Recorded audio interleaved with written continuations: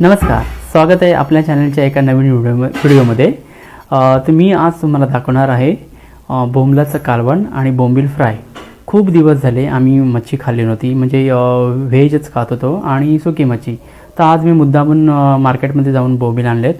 तर आज मी तुम्हाला दाखवणार आहे बोंबलाचं कालवण आणि बोंबील फ्राय। तर मग व्हिडिओला सुरुवात करायची। चला तर आपण बनवायला सुरुवात करूया। फोडणी दिलेली आहे लसूण आणि मिरचीची। आता त्याच्यामध्ये हळद मसाला हे टाकायचं आहे।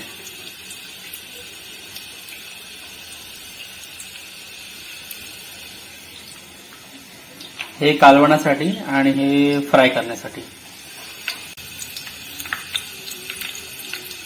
अर्धा चमचा हळद,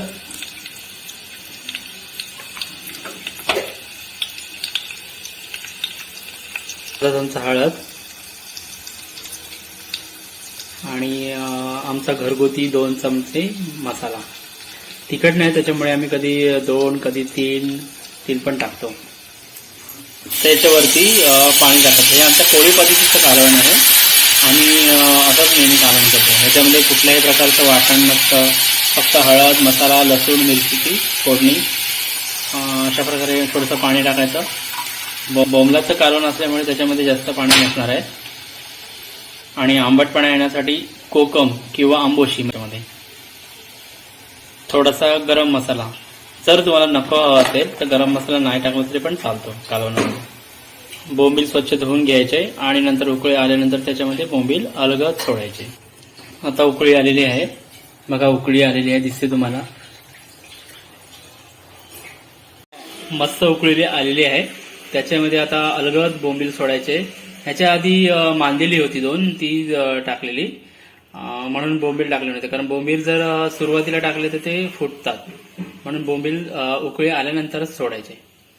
आता सर्व बोंबील त्याच्यामध्ये टाकल्यानंतर गॅस बारीकच ठेवायचा।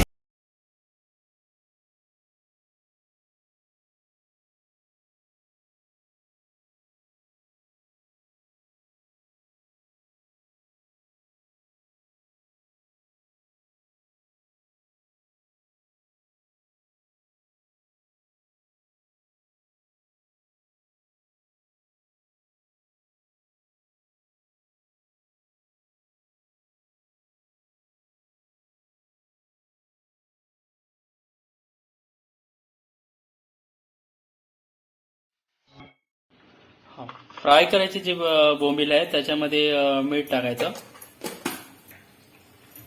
थोडीशी हळद आणि मसाला। जसं तुम्हाला तिखट हवं असेल तसं तुम्ही जास्त मसाला टाकू शकता।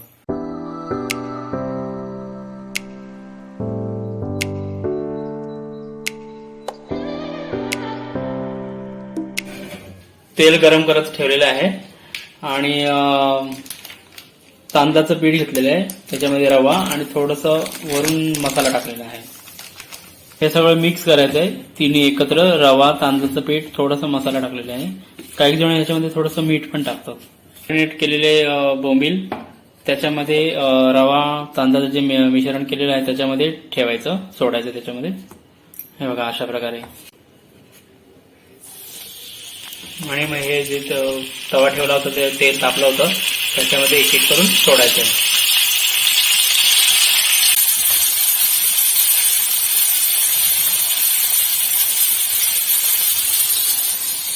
तर बाकीचे पण आहेत त्याला पण असं हे सगळं लावून घ्यायचं, रवा तांदळाचं मिश्रण।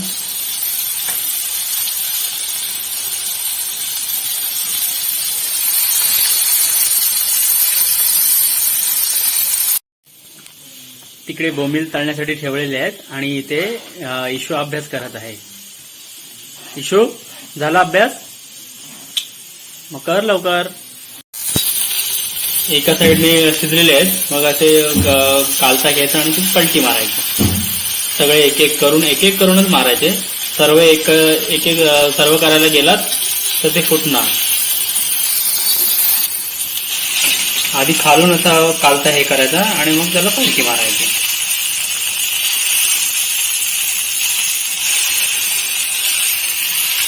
बघा कसे वाटतात आपले फ्राय केलेले बोंबील? तोंडाला पाणी सुटलं असेल ना? हे बघा आपले मगाशी फ्राय केलेले बोंबील आणि हे बोंबलाचं कालवण. चला तर मग या जेवायला. तळलेले बोंबील आणि बोंबलाचं कालवण आणि हा जवळा आहे आणि चपाती भात नंतर घेऊ. हे इशूचं ताट आहे. इशू सांग कसं वाटले बोंबील.